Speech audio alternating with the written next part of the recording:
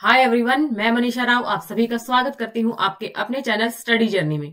देखिए फ्रेंड्स, आज आप लोगों के सामने एक गुड न्यूज लेकर के आई हूं और ये गुड न्यूज हमारी आ रही है दिल्ली डिपार्टमेंट की तरफ से। आप लोगों की टीचिंग और नॉन टीचिंग दोनों प्रकार की आपकी पोस्ट रहने वाली है। सारी जो डिटेल नोटिफिकेशन है हम इसके अंदर देखने वाले हैं। वैसे ये अभी एक शॉर्ट नोटिस आया है जो कि न्यूज़पेपर के अंदर आया है और इसी के अकॉर्डिंग आप लोगों की जो वैकेंसीज है वो आने वाली हैं। और जब उनका ऑफिशियल नोटिफिकेशन आएगा डिटेल्ड में तो भी मैं आप लोगों के साथ कंप्लीट शेयर करूंगी इस वीडियो के अंदर। जो प्रीवियस जो नोटिफिकेशन थे उनके आधार पर जो भी नॉलेज हो सकती थी मैं आप लोगों को देने की कोशिश करूंगी। देखिए, आप लोगों के लिए गुड न्यूज किस प्रकार है आप लोगों ने थंबनेल पर भी देख लिया होगा। चाहे आपका सीटेट पास है या नहीं है, चाहे आप लोगों ने एचटेट पास कर रखा है या नहीं कर रखा है, तो इनसे बाहर निकलिए। सीटेट और एचटेट के बाहर भी कुछ दुनिया है, उस दुनिया में जाइएगा। सिर्फ काफी लोग क्या करते हैं, बस एचटेट के ही पीछे पड़े रहते हैं कि एचटेट का एग्जाम नहीं निकलता तो फिर वो आगे अपने और एग्जाम्स की भी प्रिपरेशन नहीं करते। तो यहाँ पे आप लोगों के लिए गुड न्यूज यही है कि चाहे आपका एचटेट अपीयरिंग रहा हो ना रहा हो, एचटेट में आपका कुछ भी स्कोर रहा हो, लेकिन आप इस फॉर्म को अप्लाई कर सकते हैं अगर आपके पास एजुकेशनल क्वालिफिकेशन है तो। देखिए, मैं एक एक करके आपको बताती हूँ। जो आपको बम्पर वैकेंसी है वो सबसे ज्यादा देखने को मिल रही है नर्सरी टीचर की। जिन भी लोगों ने एनटीटी वाला कोर्स कर रखा है, जो प्राइमरी असिस्टेंट टीचर होते हैं, उनकी लगभग 1500 के आसपास वैकेंसीज आप लोगों को देखने को मिल रही है। अभी मैं आप लोगों के सामने जो ऑफिशियल जो कटिंग है न्यूज़पेपर की वो भी आप लोगों के साथ शेयर करने वाली हूँ। नेक्स्ट वैकेंसीज आ रही हैं आपकी पीजीटी की, पोस्ट ग्रेजुएट टीचर की, जिसके अंदर आपके जो सब्जेक्ट हैं वो एक बार देख लीजिएगा। Hindi, maths, physics, chemistry, biology, economics, commerce, history, geography, political science, sociology, physical education और होम साइंस। देखिए, काफी सब्जेक्ट आप लोगों को दे रखे हैं। इन सभी के अंदर आप लोगों ने मास्टर्स कर रखी है तो आप इसके लिए एलिजिबल हो। पीजीटी के लिए आप लोग एलिजिबल हो जाते हो। आगे बाकी सब कुछ एग्जाम पैटर्न सब कुछ मैं बताऊंगी। साथ में कुछ नॉन टीचिंग जॉब्स भी हैं जिनके अंदर भी आपको सीटेट एचटेट की कोई रिक्वायरमेंट नहीं है, आप लोग फिल कर सकते हैं। वीडियो को कंप्लीट देखिएगा। अगर आपको इन्फॉर्मेशन अच्छी लगती है, आपको यूजफुल लगती है तो चैनल को सब्सक्राइब कर लीजिएगा और साथ में आप लोग बेल आइकन पर भी प्रेस कर दीजिएगा ताकि आप लोगों को जो भी इन्फॉर्मेशन हो तुरंत मिल जाए। अब देखिए फ्रेंड्स, जो एनटीटी है, जो नर्सरी टीचर हैं, आप लोगों के डाउट्स आ रखे हैं कि भाई जो जिन्होंने बीएड कर रखी है या जिन्होंने पीआरटी के लेवल, जो सीटेट लेवल का, जो सीटेट के अंदर जो प्राइमरी लेवल होता है वो सीटेट क्लियर कर रखा है, तो क्या आप लोग एनटीटी के लिए एलिजिबल हो? तो देखिए, जो एनटीटी की जो रिक्वायरमेंट्स है, एनटीटी का फॉर्म आपको फिल करने के लिए, जिनके अंदर आपको बम्पर वैकेंसी देखने को मिल रही है, उसके लिए आपको 2 ईयर का डिप्लोमा किया हुआ होना चाहिए जो कि एनसीटीई से अप्रूव्ड होता है। साथ में आप लोगों ने 12th कर रखी हो, शायद 50% के आसपास 12th में आपके मार्क्स होने चाहिए। ओके, ये मैं कंफर्म नहीं हूं। जब ऑफिशियल नोटिफिकेशन आएगा 50% वाला क्राइटेरिया है या नहीं है तब आपको और भी डिटेल में बता दिया जाएगा, तो इसीलिए बोल रही हूं आप चैनल को सब्सक्राइब कर लीजिए। नेक्स्ट आपकी वैकेंसी है पीजीटी। भाई, पीजीटी के अंदर आपका जो कंसर्न सब्जेक्ट है उसमें आपने मास्टर्स कर रखी हो, साथ में आपने बीएड कर रखी हो, तो आप उसके लिए एलिजिबल हैं। पीजीटी का टीचर आप बन सकते हैं। लेक्चरर लेवल की पोस्ट आपको मिलती है, आपको अच्छा खासा ग्रेड पे देखने को मिलता है, अच्छी खासी आपको सैलरी मिलती है।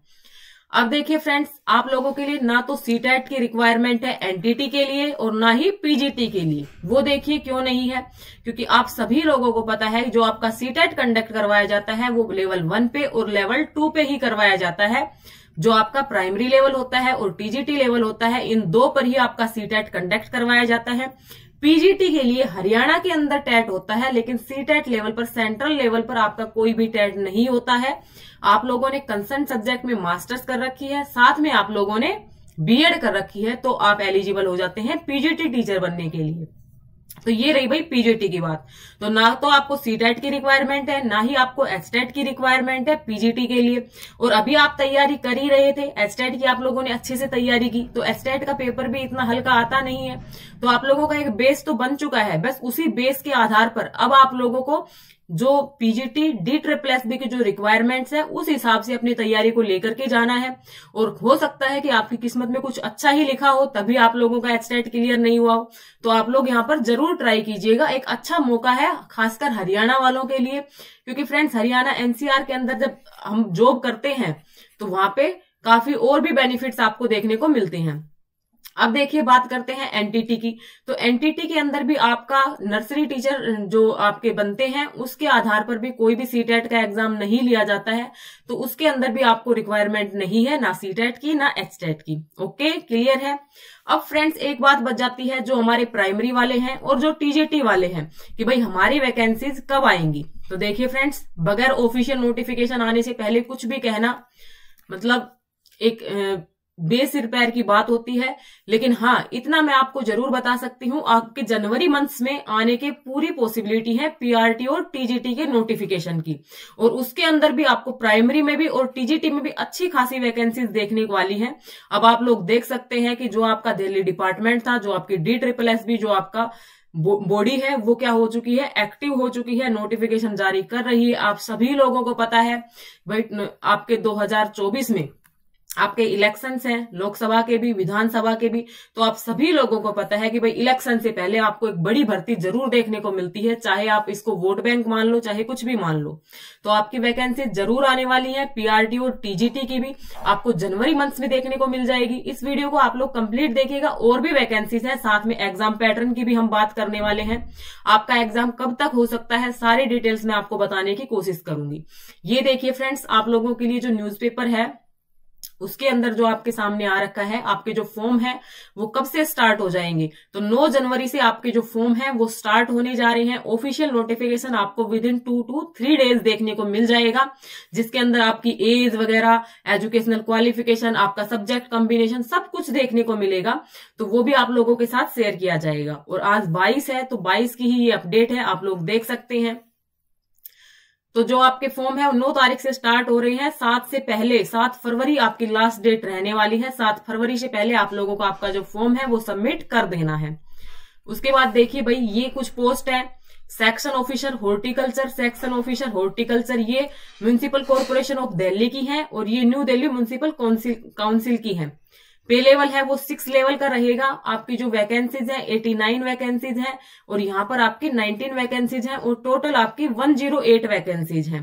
तो ये आपके जो भी क्वालिफिकेशन आएगी, इनके अंदर जो एजुकेशनल क्वालिफिकेशन है वो क्या मांगी जाएगी, तो उसके आधार पर आप लोग इस फॉर्म को फिल कर सकते हो।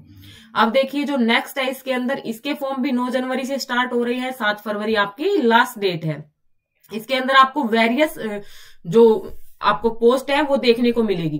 ग्रेड 4 जूनियर असिस्टेंट की जो पोस्ट है, सर्विस डिपार्टमेंट जो इसका डिपार्टमेंट का नाम है। पे लेवल यहाँ पे 2 देखने को मिलेगा और जो टोटल वैकेंसीज है आपकी 1672 रहने वाली है। स्टेनोग्राफर की पोस्ट है, एलडीसी की पोस्ट है, इंग्लिश हिंदी दोनों की। जूनियर स्टेनोग्राफर की पोस्ट है, जूनियर असिस्टेंट की पोस्ट है, स्टेनोग्राफर की पोस्ट है। ये डिपार्टमेंट अलग अलग हो गए हैं। अब ये SCRT डिपार्टमेंट में है, स्टेनोग्राफर SCRT डिपार्टमेंट में है। Junior assistant, junior stenographer, junior assistant stenographer grade 2, LDC, junior assistant, junior stenographer, यानी आपके सामने काफी पोस्ट है जिनकी जो टोटल संख्या हमारे सामने रह रही है वो है भाई 2354। तो यानी एक अच्छी खासी वेटेज आप लोगों को वैकेंसीज देखने को मिल रही है। आप लोग इनके लिए एलिजिबल हैं तो इनके अंदर भी अपना फॉर्म जरूर लगाइएगा। ओके, अब जिस मेन मुद्दे की हम लोग बात करने वाले हैं वो है आपका भाई एनटीटी, जो असिस्टेंट टीचर आपका nursery female municipal corporation of Delhi की तरफ से है। ये आपकी टोटल वैकेंसीज है 1261। फिर असिस्टेंट टीचर नर्सरी आपके डायरेक्टरेट ऑफ एजुकेशन डिपार्टमेंट से हैं, ये आपकी हैं 120। Assistant teacher nursery new Delhi municipal council की जो है ये है आपकी 74। इस प्रकार से 1455 आप लोगों की टोटल पोस्ट रहने वाली है। तो एक अच्छी खासी वैकेंसी आपको देखने को मिल रही है। 9 जनवरी से आपके फॉर्म स्टार्ट हो रहे हैं। 7 फरवरी आपकी लास्ट डेट है। आपका एग्जाम पैटर्न क्या रहेगा, आपका एग्जाम कब होगा, सारी बातें इस वीडियो के अंदर क्लियर होने वाली है। आप लोग वीडियो को कंप्लीट बने रहिएगा। अब देखिए फ्रेंड्स, यहाँ पे है भाई पीजीटी हिंदी। पीजीटी मेल की अलग है, फीमेल की अलग है। ये डायरेक्टरेट ऑफ एजुकेशन की तरफ से है। पीजीटी हिंदी, इसमें मेल और फीमेल दोनों है। ये न्यू दिल्ली म्युनिसिपल काउंसिल की तरफ से है। पे लेवल आपका 8 पे लेवल रहेगा, यानी अच्छी खासी जो सैलरी रहेगी वो आपको देखने को मिलेगी। टोटल पोस्ट कितनी है भाई, टोटल पोस्ट तो थोड़ी थोड़ी ही है, देख लीजिएगा आप अपने सब्जेक्ट वाइज आपके सब्जेक्ट में कितनी पोस्ट है।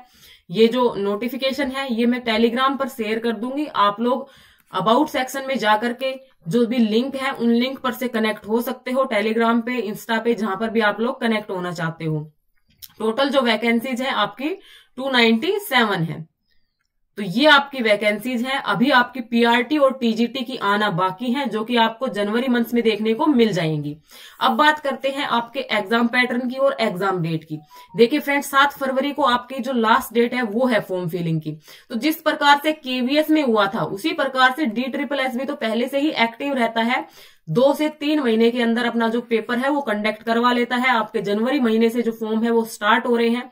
तो आप ये मान करके चलिएगा कि मार्च के एंड में या फिर अप्रैल मिड तक आपका जो एग्जाम है वो भी हो जाएगा। तो उस हिसाब से आप लोग मान करके चलते हैं तो 3 महीने का ही समय अभी आपके पास बचा हुआ है।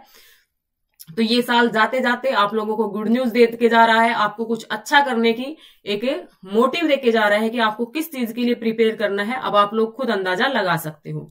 अब फ्रेंड्स बात करती हूँ एग्जाम पैटर्न की।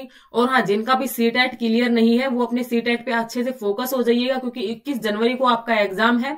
तो भाई पीआरटी और टीजीटी की जब वैकेंसीज आएंगी तो शायद मुझे लगता है कि इस वाले जो सीटेट वाले होंगे उनको भी मौका दिया जाए। तो आप लोग अपने प्राइमरी लेवल की, टीजीटी लेवल की अच्छे से सीटेट की प्रिपरेशन कीजिएगा और अपने सीटेट को क्रैक कर लीजिए, ताकि आप लोग अगली जॉब के लिए सिक्योर हो जाएं। अब देखिए फ्रेंड्स, एग्जाम पैटर्न की बात करते हैं। बाकी सभी कुछ तो ऑफिशियल पे आने पे ही आपको पता लगेगा, लेकिन एक जो मोटा मोटी जो पीछे से चला आ रहा है उस आधार पर मैं आपको बता सकती हूँ कि आपके 2 पार्ट होते हैं। एक पार्ट ए होता है आपका और एक पार्ट बी होता है। जो पार्ट ए होता है उसको हम कॉमन सेक्शन बोलते हैं और जो पार्ट बी है वो आपका सब्जेक्ट स्पेसिफिक होता है। पहले मैं आपको एनटीटी के लिए बता देती हूँ कि एनटीटी में आपका किस प्रकार का पैटर्न रहने की पॉसिबिलिटी है। आपकी हिंदी, इंग्लिश, मैथ्स, रीजनिंग और जीएस, जिसके अंदर स्टैटिक जीके भी और करंट अफेयर भी, ये दोनों आपको देखने को मिलते हैं।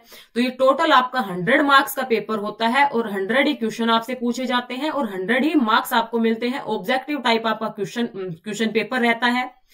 साथ में ऑनलाइन ही आपको देखने को मिलेगा शायद आपका जो मोड रहेगा वो। तो हिंदी के 20 क्वेश्चन, इंग्लिश के 20, मैथ्स के 20, रीजनिंग के 20 और जीएस के 20, टोटल आपके 100 हो गई। इसके अंदर आपको 40% लाना अनिवार्य होता है। ओके, बाकी मेरिट बनेगी वो दोनों में से बनती है। और 100 मार्क्स का आपका पूछा जाएगा सब्जेक्ट स्पेसिफिक, जो कि आपका एनटीटी के लिए होता है भाई, नर्सरी टीचर के लिए। तो वहां पे उन बच्चों से रिलेटेड आप लोगों को शायद पेडागोजी देखने को मिलेगी। ओके, बाकी ऑफिशियल नोटिफिकेशन से सब बातें क्लियर हो जाएंगी। तो इस प्रकार का आपका 200 मार्क्स का पेपर रहेगा, जिसमें से आपकी मेरिट बनेगी और 40% आपको दोनों में लेने अनिवार्य रहेंगे। अब मैं बात करती हूँ भाई पीजीटी की। पीजीटी में आपका क्या रहता है? तो पीजीटी के अंदर भी इसी प्रकार से होता है। एक आपका जनरल सेक्शन रहता है और एक आपका सब्जेक्ट स्पेसिफिक रहता है। लेकिन इसमें क्या होगा, जनरल सेक्शन आपका 100 मार्क्स का और सब्जेक्ट स्पेसिफिक आपका 200 मार्क्स का होता है। तो इसमें तो 200 मार्क्स में तो आपका सब्जेक्ट आएगा। आपने हिंदी के लिए अप्लाई किया है तो 200 की आपके पास हिंदी आती है। इकोनॉमिक्स से अप्लाई किया है तो 200 मार्क्स के आपको इकोनॉमिक्स देखने को मिलेगी, जिसके अंदर आपको 15-20 जो सवाल होते हैं वो सब्जेक्ट रिलेटेड पेडागोजी से भी देखने को मिलते हैं। बाकी जो जनरल सेक्शन है वो सेम यही रहता है जो अभी मैंने आपको एनटीटी के लिए बताया है। पीआरटी, टीजीटी, पीजीटी सभी के लिए ये सेम ही रहता है। Hindi, English, maths, reasoning, GS आपको 20-20 मार्क्स के देखने को मिलते हैं और दोनों में 40% लाना आपका अनिवार्य होता है। तो ये रहता है भैया आपका एग्जाम पैटर्न। अब आप लोग डिसाइड कर लीजिए आपको कहां से प्रिपरेशन करनी है, कौन सी चीज कहां से पढ़नी है। आपको बुक्स के ऊपर वीडियो चाहिए भाई, आप कौन सी बुक से तैयारी कर सकते हैं, सेल्फ स्टडी आप लोग किस प्रकार से कर सकते हैं, तो आप लोग कमेंट बॉक्स में नीचे बताइएगा। मैं उसके ऊपर एक अलग से वीडियो लेकर के आऊंगी, जिसके अंदर मैं आपके बुक्स के बारे में बता दूंगी कि जनरल सेक्शन की आपको इन बुक से प्रिपरेशन करनी है और सब्जेक्ट स्पेसिफिक की आपको यहां से प्रिपरेशन करनी है। ओके, बाकी फ्रेंड्स हिंदी और इंग्लिश के लिए तो आप लोग मेरे चैनल को भी देख सकते हो। आप लोगों को अच्छी मतलब हिंदी और इंग्लिश के लिए आप लोगों को जो मैंने एस्टेट के टाइम पे हिंदी इंग्लिश पढ़ा रखी है वहां पर जाकर के आप लोग देखिएगा। बाकी हिंदी इंग्लिश की क्लासेस तो मैं भी आप लोगों को शुरू कर दूंगी जब भी आपका ऑफिशियल नोटिफिकेशन आता है। तो आप लोग जितने ज्यादा आप लोगों की कमेंट आएंगे, जितने ज्यादा आप मेजोरिटी में होंगे, उतनी ही ज्यादा आपको क्लासेस प्रोवाइड की जाएंगी। तो आप लोग ज्यादा से ज्यादा कमेंट कीजिएगा। तो फ्रेंड्स यही एक इन्फॉर्मेशन थी जो आपको इस साल के जाते जाते मिल रही है। एक गुड इन्फॉर्मेशन है, आपको नए साल के लिए एक मोटिव मिल रहा है। आप लोग अपने प्रिपरेशन को अच्छे से कर सकते हैं और अच्छे से करने के लिए आप लोग चैनल के साथ भी जुड़े रह सकते हैं। Thanks for watching this video.